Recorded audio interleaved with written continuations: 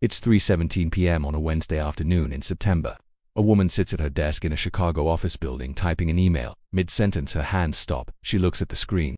The words mean something. She understands language. She knows what a computer is, but she doesn't know why she's typing. Doesn't know who the email is to. Doesn't know her own name. She looks down at her hands. They're familiar in the way all hands are familiar. Fingers, skin, nails. But they don't feel like hers. She turns to her colleague. Do you know who I am? The colleague looks at her, doesn't answer. Because he doesn't know who he is either. Across the building, the same realization spreads. People standing up from desks, looking around, seeing faces they recognize as human but not as individuals. A manager walks out of his office holding a phone he doesn't remember picking up. A receptionist stares at a name placard on her desk, Kima Hartwell, and feels nothing. The name exists. The person it refers to is gone. In the elevator, 6 people stand in silence. They know they're in an elevator. They know it's moving, but they don't know where they're going or why. One woman is crying, not from fear, from the absence of everything she should know about herself, the void where identity should be. In a hospital 30 miles away, a surgeon is midway through an appendectomy. She looks at the scalpel in her hand, looks at the patient opened on the table. She knows what an appendix is, knows the procedure intellectually: cut here, remove this, stitch there. But she doesn't know if she's qualified to do it.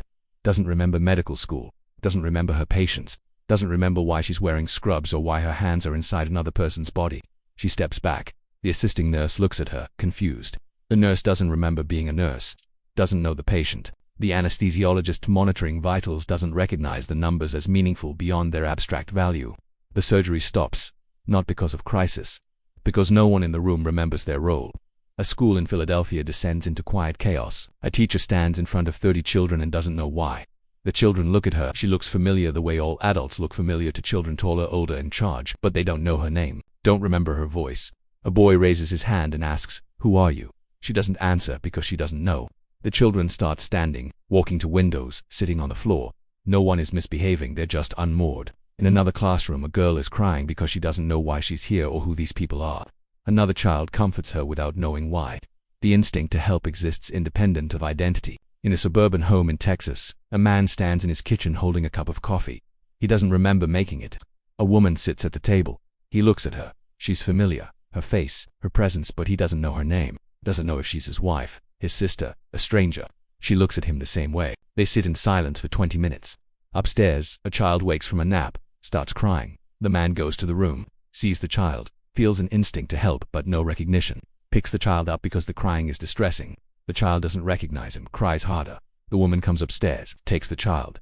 The child doesn't recognize her either. They stand together in the hallway, 3 people in a house, connected by proximity. Strangers in every way that matters. At a police station in Denver, officers stare at their badges. They understand authority abstractly, understand that badges mean something, but they don't know if they're supposed to enforce laws or follow them. Don't know who the criminals are. A man in a holding cell shouts that he shouldn't be here. An officer unlocks the cell. Not because he knows the man is innocent, because he doesn't know the man is guilty. The man walks out, doesn't know where to go. Sits on the curb outside the station. Other inmates leave. Some walk into the street, some sit. One tries to direct traffic because cars are moving erratically and it seems like someone should help. No one knows who's in charge. No one knows what rules apply. Financial markets freeze. Traders stare at screens showing numbers that rise and fall. They understand that the numbers represent value, but they don't remember what they own. Don't remember their positions. Don't know if they're rich or poor. One trader stands and walks out of the building. Others follow. Not in panic, just in the realization that none of this matters without identity. Banks remain open for the first hour. Tellers process transactions mechanically, then stop, because they don't remember whose money they're handling, don't remember their training, don't know if the person at the counter is legitimate. ATMs dispense cash until people realize cash is just paper. By evening, money is worthless, not because the economy collapsed, because no one remembers what it's for. Hospitals become warehouses of confusion. Patients lie in beds not knowing why they're there. Doctors walk halls not knowing who needs treatment. A woman in labor screams for help. A man in scrubs approaches because he feels compelled to help. Delivers the baby through instinct and half-remembered procedure. The baby cries. The mother holds it but doesn't feel the connection she's supposed to feel, just sees a human that came from her body. She'll remember this moment tomorrow and it will break her. Power plants continue running because most are automated. But when alarms sound, no one responds. A technician sees warning lights and understands something is wrong but doesn't know how to fix it. Walks away. Some plants shut down automatically. Others don't. A nuclear facility in South Carolina experiences minor cooling issues. Under normal circumstances, engineers would respond immediately. Today they stare at the controls and feel nothing. The reactor stabilizes on its own. Luck, not expertise. Airports, ground flights. Not through coordinated decision but through individual pilots realizing they don't remember how to fly. Passengers sit in terminals waiting for announcements that never come. Some walk onto tarmacs, stand near planes, don't board, just stand. Airport security doesn't stop them. Security doesn't remember what they're securing, doesn't remember threats, doesn't remember protocol. The world doesn't collapse into violence, it collapses into stillness. Prisons empty, not through riot, through quiet exodus. Guards unlock doors because they don't remember why the doors should stay locked. Inmates leave. Some return to houses they don't recognize, stand in front yards looking at homes that trigger no memory. Some walk until exhausted, sit, wait for what they don't know. A convicted murderer sits in a park, sees children playing, feels no urge to harm. The urge to harm was tied to identity. Without identity, he's just a person. Harmless because he doesn't remember being harmful. Parents forget their children, not emotionally. Literally, a mother looks at her daughter and sees a small human, feels mild concern the way anyone would feel concern for a child. But no recognition. The daughter knows the word mom but doesn't connect it to this person. They sit together on a couch. The mother asks, "Are you lost?" The daughter doesn't know. Hours pass. They stay together because proximity feels safer than separation. This happens in millions of homes.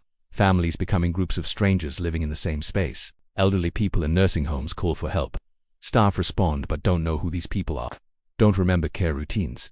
Don't remember medication schedules. Some residents wander outside, sit on benches. One man walks 12 blocks before sitting on a curb. A stranger brings him water. They sit together. Two humans, no history, no relationship, just presence. Cities empty gradually.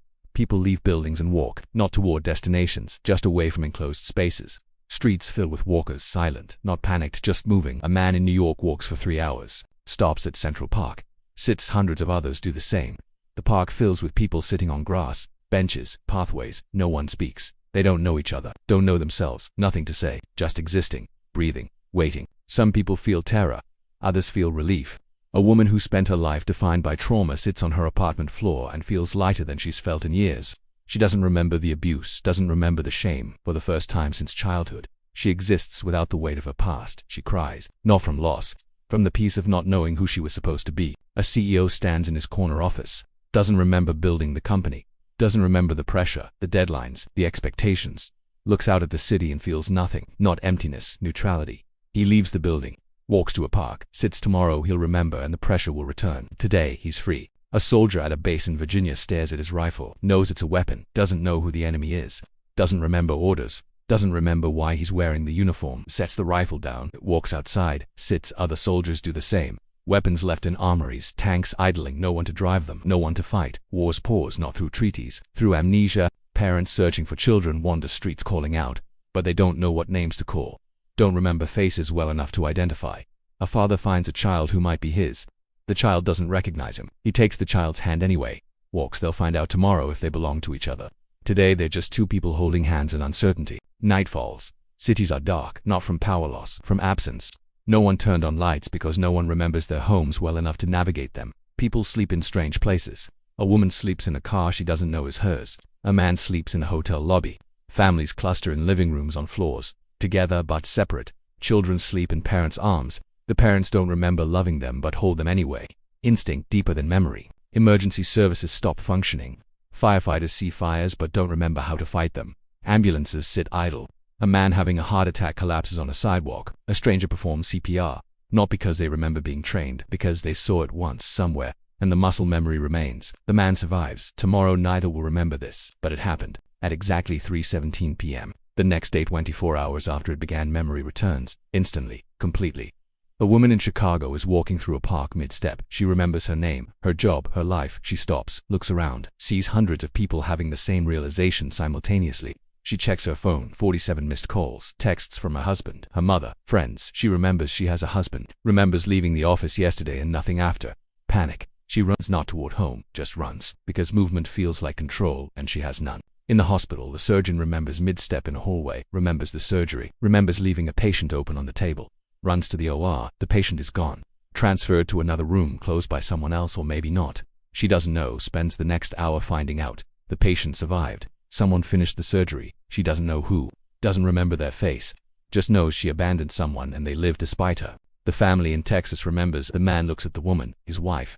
Remembers loving her, remembers the child upstairs. His daughter runs to her room. She's asleep, safe. He cries, not from relief, From the memory of holding her yesterday and feeling nothing, his wife stands in the doorway. They don't speak, can't articulate what they lost, can't explain the void that existed where love should have been. They know they'll never fully trust their feelings again, because they learned feelings can vanish completely, without warning. People discover what they did during the 24 hours. A man finds himself 70 miles from home, doesn't know how he got there, doesn't remember walking, checks his phone. No rideshare history, no public transit records. He walked 70 miles, no memory of it. His feet are blistered, legs aching, but no memory of pain. A woman discovers she spent the day sitting on a beach, lives 200 miles inland, doesn't remember traveling, doesn't remember why the beach, just has sand in her shoes and a sunburn and 24 hours missing. She'll spend months trying to reconstruct a day. Never will. The memories are gone. Only the consequences remain. Deaths are discovered. People who needed medication and didn't receive it. Diabetics who didn't know they needed insulin. Heart patients who didn't take their pills. Elderly people who wandered into traffic or fell downstairs with no one to help because no one remembered to care. The death toll is not catastrophic. A few 100,000 globally, not from violence, from neglect, from the absence of identity that drives caregiving. Relationships fracture. Couples remember standing face to face as strangers, remember feeling nothing. Some recover, others can't.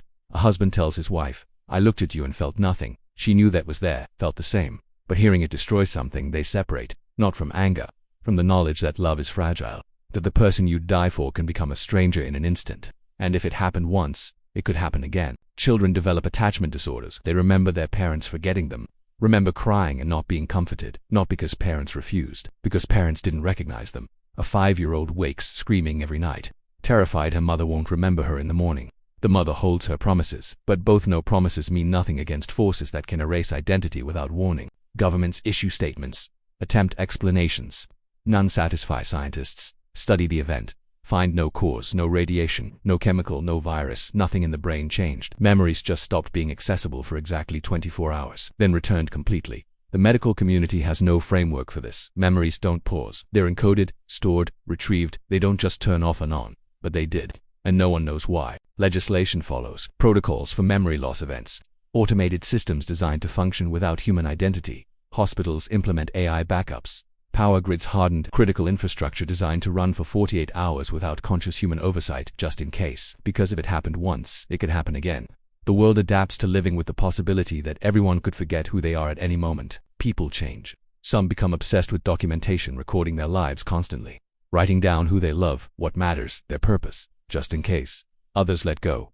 Decide that if identity can disappear, maybe it's not as important as they thought. Maybe who they are is less important than what they do. A man who spent his life chasing success stops, realizes that during the 24 hours, success meant nothing. Status meant nothing. Only presence mattered. He changes his life, not dramatically, just stops performing, starts existing. Philosophers debate what it means. If identity can be removed and people continue functioning, walking, breathing, helping, existing, then what is identity? Is it just memory? Just history? Or something deeper that remained even when memory left? The instinct to help, to connect, to survive, that stayed. Language stayed. Motor skills stayed. Motor skills stayed. The ability to feel, fear, confusion, peace, that stayed. Everything that makes someone who they are disappeared, but something human remained. Therapists worldwide treat a new form of trauma. Not PTSD, something else. Identity, anxiety, the fear that you are not permanent, that the self you've built could evaporate, that the people you love could forget you, that you could forget them, and live with that absence without even knowing what you lost. Some people recover, some don't. Some build stronger identities. Others abandon the concept entirely. Decide that if who they are is that fragile, maybe they should stop caring so much about who they are and focus on what they do. Years later, survivors still mark the day. Not with celebration, with silence, sitting, remembering what it felt like to not remember. Some say it was the worst day of their lives. Others say it was the most peaceful. A woman who lost her mother to Alzheimer's says the day helped her understand that her mother wasn't choosing to forget, that memory isn't choice, that identity isn't will, that we are all just one neurological shift away from losing everything we think we are. The question lingers, unspoken most days, but present always. If who you are can disappear without trace, without reason, without warning, if the memories that define you can be switched off like a light, then what are you? Are you the accumulation of experiences, or are you something else? Something that exists independent of memory? The people who walked 70 miles without knowing why. The strangers who held hands. The person who delivered a baby without knowing they were a doctor. They functioned. They existed. They were human. Without identity. Without memory. Without any sense of self. So what does that mean? Who are you when you don't remember being anyone? And if you can exist without your identity, was your identity ever real or just a story you told yourself? A story that can be erased and rewritten and lost and found and lost again. And youth, the thing beneath the story. The awareness that remains when everything else is gone, what is that? And when your memories return and you become yourself again, are you recovering who you are? Or are you just putting the costume back on? The question has no answer. Just the memory of a day when everyone forgot and kept living anyway.